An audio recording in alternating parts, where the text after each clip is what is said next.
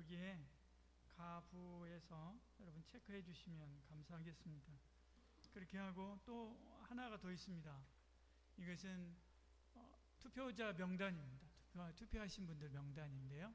들어오실 때 이것은 끼어 있지 않고요. 들어오실 때 여러분들이 로비에서 작성을 하셔야 되는데, 혹시 작성하지 않으신 분들은 손을 들어서 표해 주시면 뒤에서 줄을 이렇게 가면서 용지 돌릴 것입니다. 아니면 앞에서부터 그냥 용지 쭉 돌려주시겠어요? 한 줄에 하나씩?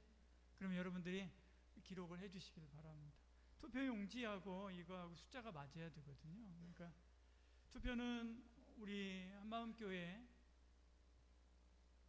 세례교인 이상이면 누구나 다 투표하셔야 됩니다. 해 주시길 바랍니다. 여러 가지 일꾼들, 멋있는 분들 많이 계시죠? 여러분 어디서 보신 분들 많이 계시지 않습니까? 예, 이분들 잘 세워서 또 하나님 앞에서 열심히 충성하면서 봉사하겠다고 약속했습니다. 당회에서 장로님과 함께 같이 이렇게 추천했고요. 그렇게 하고 그동안 하셨던 사역들을 보고 저희들이 앞으로도 함께 같이 열심히 교회 기둥 같은 일꾼으로 사역하신다라고 믿고 또 기도하면서 추천한 분들이니까요. 여러분들이 가부 표시를 해가지고 해주시면 감사하겠습니다. 이것으로 이게 이제 중간에 하는 우리 공동의회입니다. 신임 안수입사 권사 투표 공동의회니까요. 여러분 그렇게 이해해 주시면 감사하겠습니다.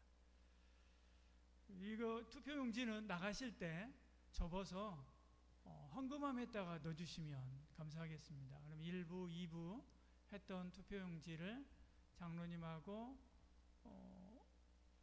재직회 서기인 이랑 집사님이 투표용지를 에다가 다 2부 예배 마치고 나서 집계를 해서 그 투표 결과를 발표할 것입니다.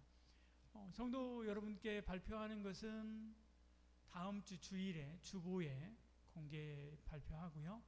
또 우리 이 투표 피택자 여기 피선거 여기 피택자 이분들은 오늘 이따가 점심 때 함께 보도록 그렇게 하겠습니다. 그럼 이분들 위해서 많이 기도해 주시길 바랍니다. 여러분들이 기도해 주시고 또 여러분들이 세우는 겁니다. 여러분들이 세우는 거니까 기도해 주시고 또 세워지시면 여러분들께서 기도하면서 순종하고 따르고 그렇게 함께 해주시면 감사하겠습니다. 우리 수요일 날에 성탄절이 수요일 날입니다. 수요일 날 오셔서 여러 발표들 이렇게 합니다. 그러니까 여러분들 기억해 주시고 수요일 날은 수요일 날 성탄절 예배가 있으니까 수요일 저녁 예배는 없습니다. 대림절 묵상은 월요일 화요일까지 계속됩니다.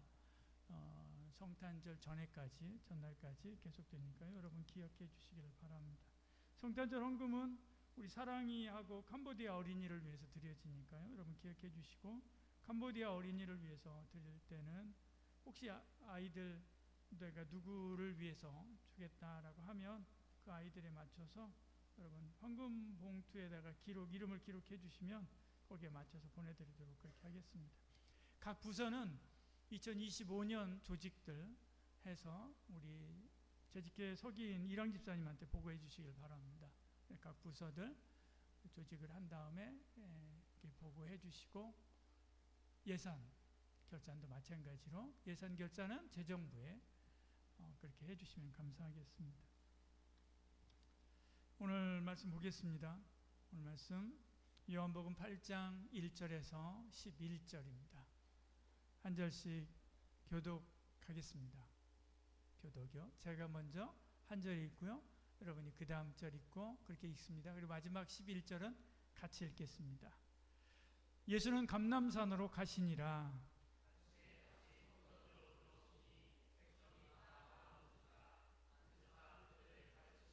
서기관들과 바리새인들이 음행 중에 잡힌 여자를 끌고 와서 가운데 세우고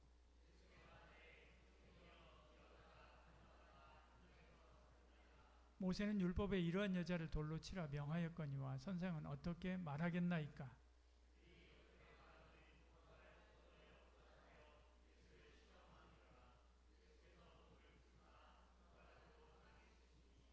그들이 묻기를 맞이 아니하는지라. 이에 일어나 이르시되 너희 중에 죄 없는 자가 먼저 돌로 치라 하시고, 그들이 이 말씀을 듣고 양심의 가책을 느껴 어른으로 시작하여 젊은이까지 하나씩 하나씩 나가고 오직 예수와 그 가운데 섰는 여자만 남았더라.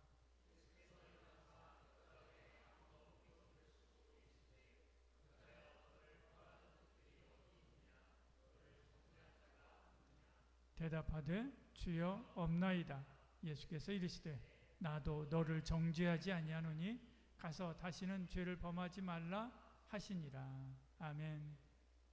우리는 지난 시간에 유대 지도자들이 예수님을 잡으러 보낸 그 병사들이 그냥 돌아와서 화를 내는 장면까지 보았습니다.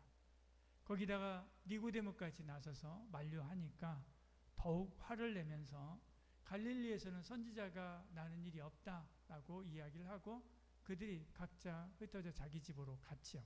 유대 지도자들이 간 것입니다. 다 각기 집으로 가고 예수님은 감람산으로 가십니다. 이게 8장 1절입니다. 7장 52절 마지막 하고요. 그 다음에 8장으로 넘어가죠. 예수는 감람산으로 가시니라 말씀합니다. 감람산은 예루살렘의 동쪽에 있습니다. 예수님께서 마지막 한 주간을 보내신 곳입니다. 여기 보면 사진에 보면 저 위쪽에 있는 데가 감람산입니다. 그 아래 이렇게 좀 허옇게 되어 있는 지역이 있죠. 그 지역이 무덤들입니다. 예루살렘 동편에 있는 무덤들. 저희가 공동묘지고요. 저기는 관들이 빽빽하게 있습니다. 사진을 여러분 검색해서 보시면 알겠지만 빽빽하게 이렇게 있습니다. 돌로 된 석관들이요. 그리고 바로 뒤가 감람산입니다. 사진에 보면 중앙에 이제 예루살렘 성이고요. 그리고 이제 양쪽이 골짜기입니다. 예루살렘 성은 골짜기로 이렇게 둘러 있습니다. 성을 지키기가 좋죠.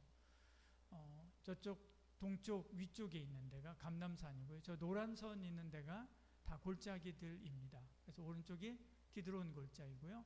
왼쪽이 흰놈의 골짜기입니다.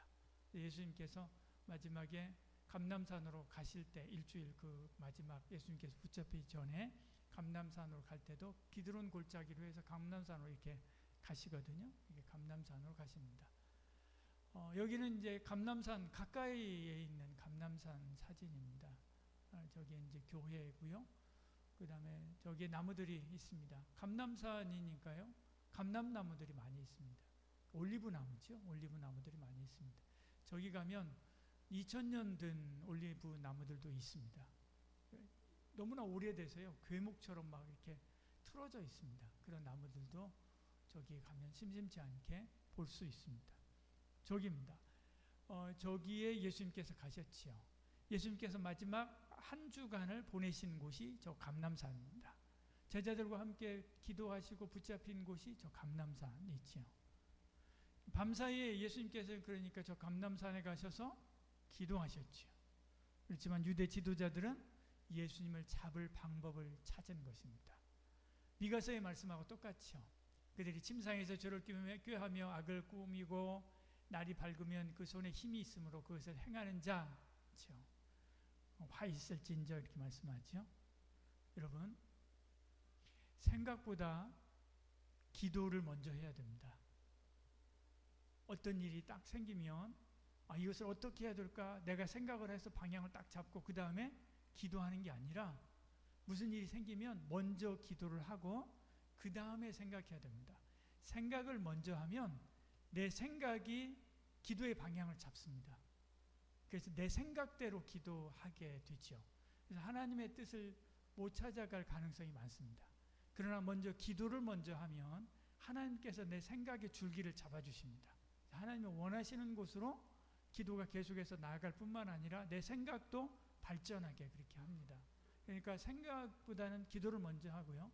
기도하고 기도의 마음에 주시는 대로 생각하고 그 다음에 행동하고 그렇게 하면서 실천하면서 나가는 것이죠. 예수님께서는 가셔서 기도하신 것입니다. 근데 그들은 뭘부터 했습니까? 생각한 거죠. 어떻게 하면 저 예수를 잡을까라고 하는 생각을 한 것입니다. 밤새도록 그들이 꾸며가지고 낸 것, 그것은 바로 예수님을 시험해서 죽이자라고 하는 것이었죠. 3절에 그렇게 말씀합니다. 바리새인들이 음행 중에 잡힌 여자를 끌고 와서 가운데 세우고, 이게 그들이 밤새 꾸며낸 것이지요. 그들의 손에는 돌이 들려 있었습니다. 그 돌은 여인이 아니라 사실은 주님을 향한 것입니다.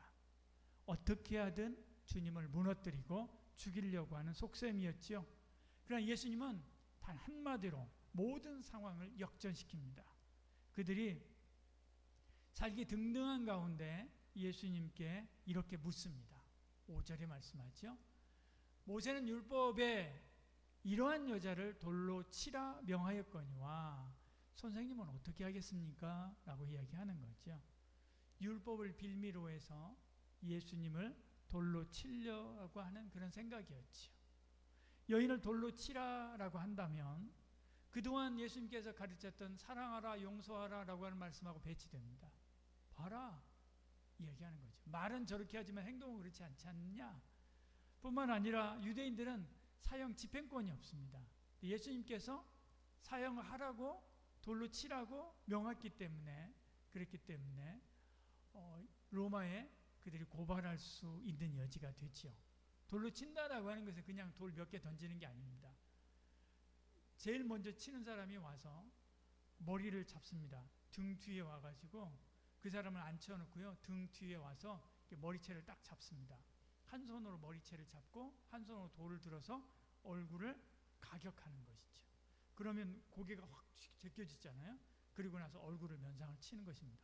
이게 첫 번째 치는 사람입니다.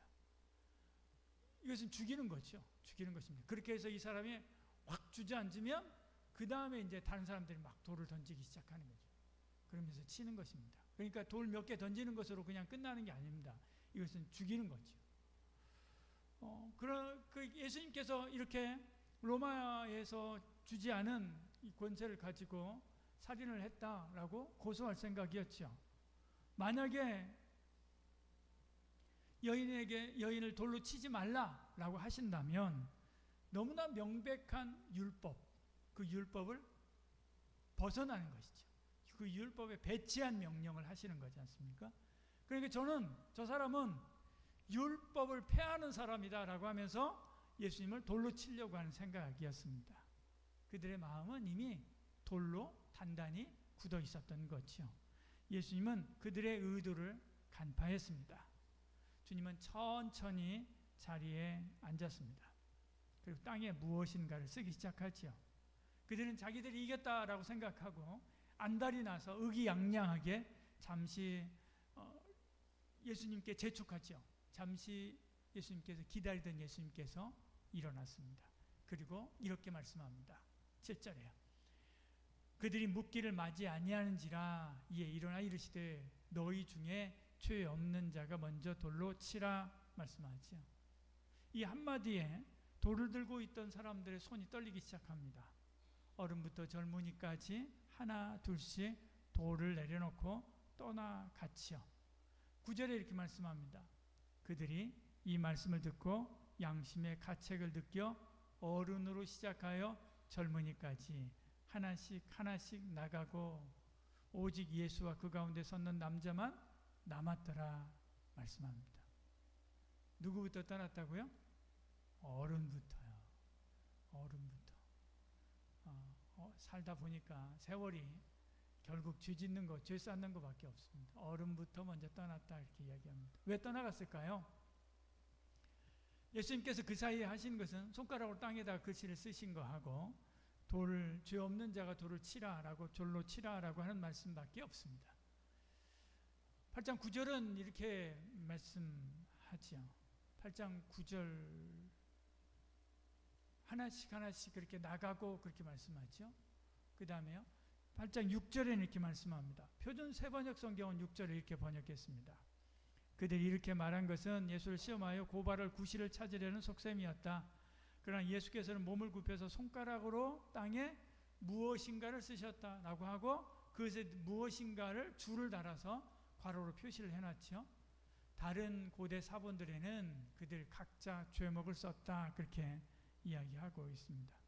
다른 고대 사본들은이라고 할 때 이 고대 사본들은 아르메니안 사본, 비잔틴 성경, 라틴어 벌게이트 성경, 이런 성경들입니다. 아주 고대 성경, 아주 오래된 성경, 그보다 더 오래된 성경에는 이 내용이 없습니다. 아예 8장 1절부터 11절 차이가 없습니다. 그러다 그 다음 단계 성경들 보면 이 성경이 나오기 시작합니다. 그래서 1절부터 11절까지의 내용이 원래 성경에 들어가 있었는가라고 하는 것에 대한 논란이 좀 있습니다. 그렇지만 이 성경의 내용이 성경 전체의 내용하고 예수님의 모든 가르침의 내용, 예수님이 하셨던 모든 것들하고 배치되지 않습니다. 그래서 이 성경은 예수님께서 하신 말씀으로 받는 거고요. 시기도 이 시기에 했을 것이다 라고 생각을 합니다. 그렇지만 이 성경들 중간에 이제 가장 오래된 성경 말고 그 다음에 있는 성경들의 일부에는 빠져 있고요. 일부에는 이 내용이 들어가 있는 것입니다. 근데 그 내용에 들어가 있는 내용에 지금과 같이 각자의 죄목을 썼다라고 한 내용이 들어가 있는 것이죠. 네, 그렇게 한 그 근거가 이런 것입니다. 원래 썼다라고 하는 것이 카타그라포라고 하는 단어인데요. 그냥 썼다라고 하는 게 아닙니다. 이 단어 자체가 그냥 썼다라고 하는 말은 그라포라고 하는 말입니다. 이 그라포라고 하는 말이 쓰다라고 하는 헬라어인데요. 그 앞에 카타라고 하는 말이 붙어 있습니다. 이 카타라고 하는 것은 반대한다라고 하는 뜻입니다. 그러니까 적대적인, 그들에 대해서 적대적인 내용의 글을 썼다라고 하는 말인 것이죠. 원래 직역을 하면, 이 단어를 그대로 직역을 하면 그렇습니다. 그래서 그 고대 성경들에 그런 내용들이 적혀 있는 것이고요. 어거스틴 같은 경우도 요한복음 강해에 이런 내용들이 기록되어 있습니다. 그래서 적대적인 내용의 글들을 썼다라고 예수님께서 쓰셨다라고 표현되어 있습니다. 그리고 그렇게 설명을 합니다. 그 내용이, 그 적대적인 내용이 구체적으로 뭐였는가에 대해서는 이야기하지 않습니다. 어거스틴도 이야기하지 않습니다. 그렇지만 그 적대적인 내용, 그들의 죄목을 썼겠죠. 이 성경의 주의 내용대로 그 내용이 그들의 양심을 일깨워낸 것이죠. 아, 나도 죄인이구나. 난 심판하실 수 있는 분은 오직 하나님밖에 없구나 라고 하는 생각이 그들의 마음속에 훅 들어온 것입니다. 그들은 그래서 하나님 놀이를 그만두고, 심판하는 하나님 놀이를 그만두고 도망친 것이죠. 결국 그 자리에 남은 것은 예수님과 여인뿐이었습니다. 예수님은 여인을 바라보면서 묻지요. 너를 정죄하던 사람들이 다 어디 갔느냐? 라고 묻습니다. 그녀가 대답합니다. 주님, 없습니다. 그때 예수님께서 말씀하죠. 나도 너를 정죄하지 아니하노니 가서 다시는 죄를 범하지 말라 하시니라, 이렇게 말씀하죠. 여러분, 이것이 복음입니다. 복음은 딴 것이 아닙니다. 복음은 정죄 대신 은혜를 선포하는 것입니다. 생명을 선포하고 사랑을 선포하고 회복을 선포하는 것, 이게 바로 복음이지요. 복음으로 돌아가야 됩니다. 여러분, 저와 여러분, 우리는 모두가 다 죄인입니다. 모든 사람이 죄를 범하였다라고 말씀하죠. 모든 사람이 하나님의 영광에서 떠났습니다. 모든 사람이 하나님의 진노 아래에 있고 모든 사람이 사망과 영벌에 처해져야 마땅하죠. 바리새인도 서기관도 율법사도 사두개인도 제사장도 다 죄인입니다. 저와 여러분도 마찬가지로 죄인입니다. 교사도 학생도 사장도 직원도 검사도 판사도 죄수로 들어가 있는 수인도 다 죄인입니다. 그 누구도 죄인을 향해서 돌로 칠 자격이 없지요. 오히려 모두가 다 돌에 맞아 마땅한 자입니다. 그런데도 그들은 돌을 들어서 치려고 했습니다. 올 한 해 여러분의 삶을 한번 돌아보십시오. 여러분 자신의 삶을 한번 돌아보시길 바랍니다. 우리가 마음으로 입술로 행동으로 했던 정죄, 심판들, 그런 것들을 한번 생각해 보십시오. 저와 여러분, 우리의 손에도 돌이 들려 있었습니다. 여러분, 우리의 손에도 돌이 들려 있었습니다. 그리고 그 돌로 많은 사람들을 쳤죠. 입으로 치고 행동으로 치고 쳤습니다. 한 주간 여러분 자신의 삶을, 한 해 동안의 자신의 삶을 돌아보면서 이 말씀대로 내가 다른 사람들을 쳤던 것들, 공격했었던 것들 하나님 용서하여 주시옵소서 하고 기도하는 은혜가 있기를 소원합니다. 하지만 예수님은 우리의 돌을 내려놓게 하시고 우리 대신 죄를 짊어졌습니다. 우리의 죄를 그리고 십자가에 못 박았지요. 내가 정죄하던 죄, 그 죄를 예수님께서 십자가에 못 박았습니다. 그리고 나도 너를 정죄하지 아니하노니 다시는 죄를 범하지 말라 오늘 우리에게 말씀하신 줄 믿습니다. 이 복음을 붙잡는 은혜가 있기를 소원합니다. 이 앞마당에 서 있던 수많은 유대인들을 그들은요 예수님 붙잡지 않고 도망가 버렸습니다.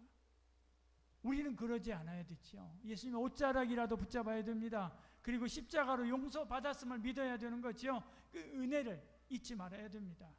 그리고 다시는 죄를 범하지 않으려고 몸부림해야 되지요. 세상은 우리를 정죄할지라도 예수님은 우리를 용서했습니다. 그렇게 외쳐야 됩니다. 이 복음을 세상에 선포해야 됩니다. 복음은 우리의 가장 강력한 무기지요. 세상이 우리를 흔들어도 복음이 우리를 붙잡습니다. 복음이 회복이고 복음이 해답입니다. 그렇다고 해서 검사와 판사가 없어야 된다라고 하는 말은 아닙니다. 핵심은 의와 정의가 사랑과 용서에 기초해야 된다는 것이지요. 사랑하기 위해서 벌하고 용서하기 위해서 책망하는 것입니다. 그래서 죄의 짐을 벗게 하고 회개하고 새로운 삶을 살게 하는 것이지요. 그렇지 않으면 우리도 어느 순간부터 스스로 의롭다 착각하고 바리새인의 무정함과 위선에 갇혀 살게 될 것입니다. 그대로 놔두면 자기 의로움이 마음의 왕노릇해서 우리의 영혼을 지배하게 될 것입니다. 그리고 회칠한 무덤같이 될 겁니다. 주님이 주구장창 하신 말씀이 이겁니다. 먼저 자신을 살피고 내 눈 속에 있는 들보를 빼야 된다. 이 말씀을 하셨죠. 그렇지 않으면 뭐가 된다고요? 돼지가 된다. 개 같은 삶을 살고 돼지 같은 삶을 산다. 경고하신 것입니다. 귀한 진주를 주어도 알아보지 못하고 발로 밟고 더럽히는 거죠. 유대 지도자들, 여기 있는 유대 지도자들 보십시오. 지금 그들 앞에 보호해 놓으신 주님이 계시고 그들의 귀에 은혜로우신 주의 말씀이 들리는데도 그 보배로우신 주님과 그 복음을 발로 밟고 찢어 발겨서 십자가에 걸었습니다. 오늘 말씀은 이렇게 살면 안 된다라고 하는 것입니다. 다시 간음해서도 안 되죠. 다시 간음해서도 된다라고 하는 것이 아닙니다. 다시 죄 지어도 된다라고 하는 말이 아닙니다. 주님이 주신 값진 용서의 은혜를 붙들고 사는 것이죠. 다시 주신 이 은혜를, 이 기회를 무엇보다도 귀하게 사용하는 것입니다. 더는 죄 짓지 않으려고 몸부림하는 것이죠. 돌로 치는 것, 이거보다 더 무서운 거예요. 지옥 가는 거, 이거보다 더 두려운 것은 나보다 나를 더 사랑해서 나를 위하여 십자가 짊어지시고 죽으신 그 주님을 실망시키는 것입니다. 우리가 죄 지었을 때 세상은 절대 지워지지 않는 돌판에 쓴 율법으로 우리를 정죄합니다. 주님은 우리의 죄를 땅에 쓰셨습니다. 금방 발로 문질러서 지워버릴 수 있는 땅에 쓰신 것이지요. 수많은 저와 여러분의 죄를 쓱쓱 문질러서 지워버리면서 나도 너를 정죄하지 아니하노니 내가 다시 너의 죄를 기억하지 아니하노니 동이 서에서 먼 것처럼 네 모든 죄가를 던져버릴 것이니 다시는 죄 짓지 말라라고 말씀하시는 것입니다. 그 은혜에 감사하며 죄 짓지 말고 감사하고 성결하게 살려고 애쓰고 또 그렇게 살아가는 2025년도에는 은혜와 복이 있기를 소원합니다.